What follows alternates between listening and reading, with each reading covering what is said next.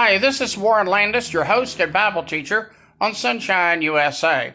And I thought I'd visit with you for just a few minutes this evening and give you some devotional thoughts.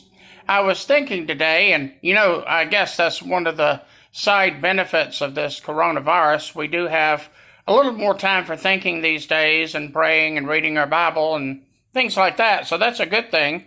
But I was thinking today, as I was reading the news on my phone, and it pointed out that the coronavirus has actually had an effect on the way we live our day-to-day lives. For example, because of the coronavirus, we're doing more selfies than ever before, and because of that, it's affecting the way we buy clothes. For example, Walmart maintains that these days they're actually selling more tops than bottoms. Now, of course, I guess the reason for that is people don't really care about what they look like from the bottom down. They only care about what they look like from the top up. So I guess that does have an effect on sales. I could just see, some news guy behind the desk on the news, and, he's wearing a coat and tie, and maybe he's got on short pants. But you don't see it because of the news desk and everything. It's hard to tell.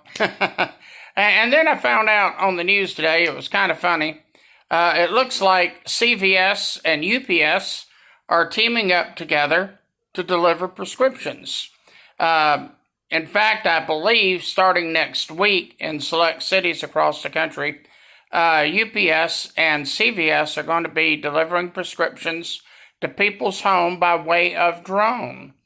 That's going to be pretty interesting. Now, CVS says it will be good because it will give customers who have prescriptions a chance to get those prescriptions without having to have close contact with another employee or anybody else in the store.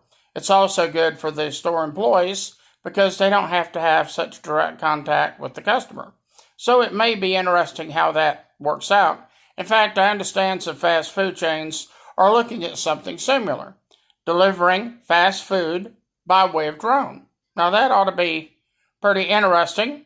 You might call it food from above. But they had that in the Bible too. The Lord had the quail and the manna fall from heaven.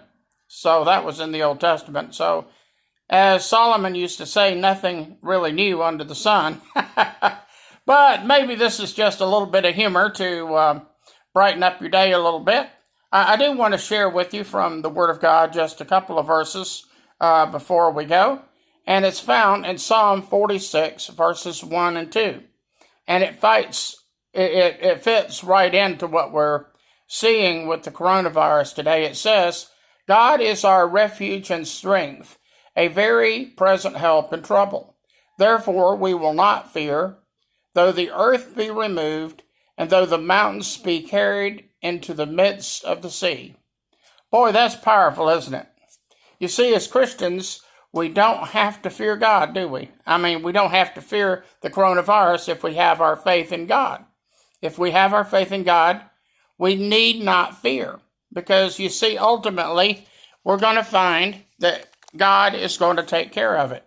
When I was doing radio in New Orleans, one of the popular Christian songs of the day, and this would have been back in the 1980s, was actually a song by Twala Paris. And it was a song titled, God is in Control. And indeed, God is in control. God knows what he's doing. And we're finding that some great good is coming out of the coronavirus situation. I had a report just last week that at the church I go to, the San Souci Church here in Greenville, South Carolina, Pastor Lenny Miller had an opportunity to lead someone to the Lord. They had gotten saved, and I think Pastor Lenny had actually been working with this guy for at least the last 2 or 3 weeks, but he got saved even in this age of coronavirus and parking lot services. And so you see, God is still working. He's still saving souls. The ministry of the church is still going on. And to me, I find that so exciting.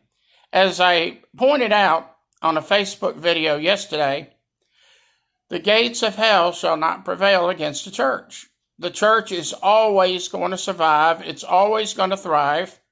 And sometimes it's just a matter of finding new ways to do things. Modern technology, for example, Facebook and YouTube and the internet, it has provided the church with an opportunity for all kinds of new ministries.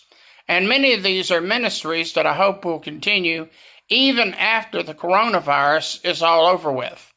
So this just gives you something to think about in the day ahead, and perhaps tomorrow or the next day, I'll come back and give you some more devotional thoughts to lighten up your day. But most of all, just keep your faith in God.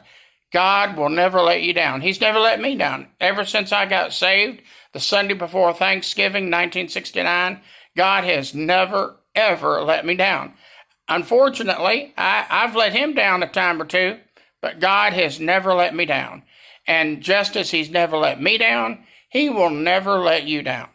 So thank you. Have a good night, and I'll see you next time on Sunshine USA.